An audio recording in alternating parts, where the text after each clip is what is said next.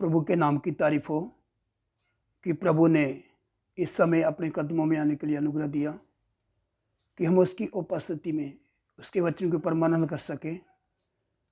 तो आइए वचन में से पढ़ेंगे James chapter 4 verse 11 to 12। Do not speak evil against one another, brothers. The one who speaks against a brother or judges his brother speaks evil against the law and judges the law. But if you judge the law, you are not a doer of the law, but a judge. There is only one lawgiver and judge, he who is able to save and to destroy. But who are you to judge your neighbor? याकूब 4 का 11 और 12 वचन। हे भाइयों, एक दूसरे की बदनामी ना करो। जो अपने भाई की बदनामी करता है, जहाँ भाई पर दोष लगाता है, वह व्यवस्था की बदनामी करता है और व्यवस्था पर दोष लगाता है। और यदि तू व्यवस्था पर दोष लगाता है तो तू व्यवस्था पर चलने वाला नहीं, पर उस पर हाकिम ठहरा। व्यवस्था देने वाला और हाकिम तो एक ही है, जो बचाने और नाश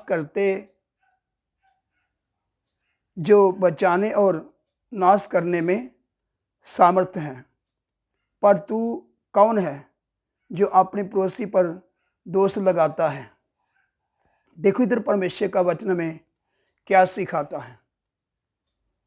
हमें कभी भी एक दूसरे की बदनामी नहीं करना चाहिए। जैसे आज वर्तमान समय में हम जो हालातों को देखते हैं, आज सेवकी और विश्वासी की आज ज़्यादातर कलीसियों में यही कुछ चल रहा है। एक दूसरे को बदनाम करने में लगे हुए हैं, जबकि ये आत्मा का काम नहीं है। परमेश्वर का आत्मा जो हमें सिखाता है, जो बताता है, जैसे वह हमारी अगुवाई करता है, हमें सबके साथ क्या करना है? मेल मिलाप करते हुए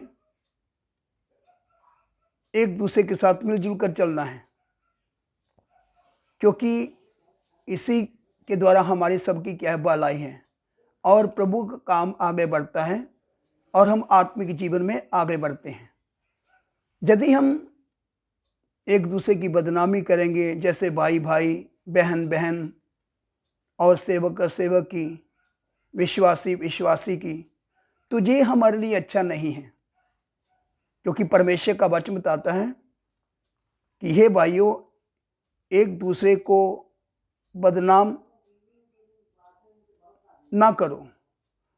बोलने का मतलब कि एक दूसरे की बदनामी हमने नहीं करना, क्योंकि हमने एक दूसरे की यदि बदनामी किया है तो इससे हमें प्राप्त क्या होगा? क्योंकि हम तो एक दूसरे के ऊपर न्यायी बनकर बैठ गए हैं, जबकि न्यायी एक है। हाकिम जिसको न्यायी करके बोला गया है, वो एक है। उसको हक है हमारा सबका न्याय करने के लिए।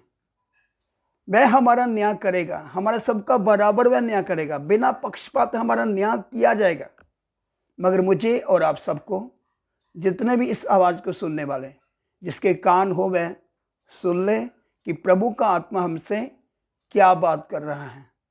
हमें कभी भी किसी की बदनामी नहीं करना, चाहे वो हमारी बहन हो, चाहे हमारा भाई हो, चाहे एक विश्वासी हो, एक सेवक हो, मगर हमें एक दूसरे के लिए प्रार्थना करना है। बाकी सब प्रभु देखेगा, प्रभु संभालेगा। प्रभु एक एक की करनी के अनुसार सबको बराबर क्या करेगा, फल देगा, सबका बराबर क्या करेगा, न्याय करेगा।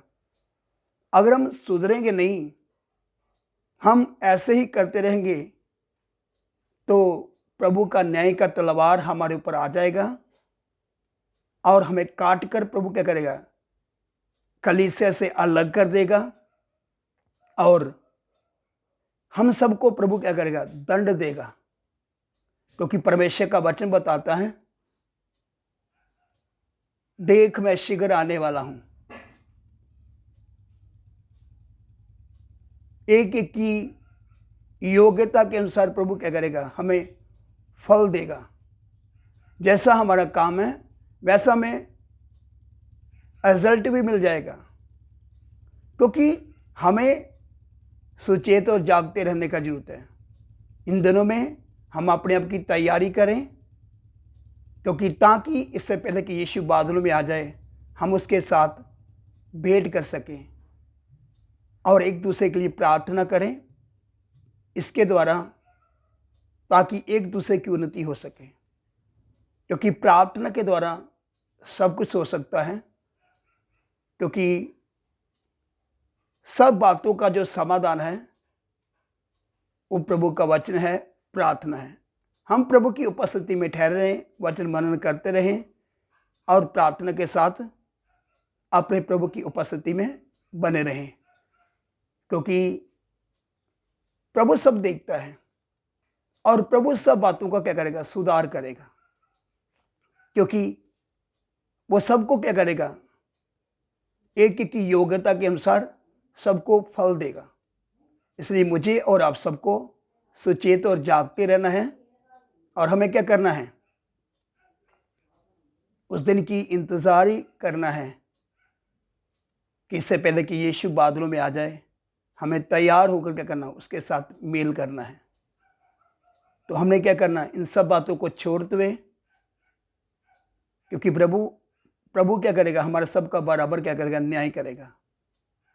क्योंकि प्रभु न्यायी है। आइए इन वचन के ऊपर मनन करें और प्रभु का धन्यवाद करें।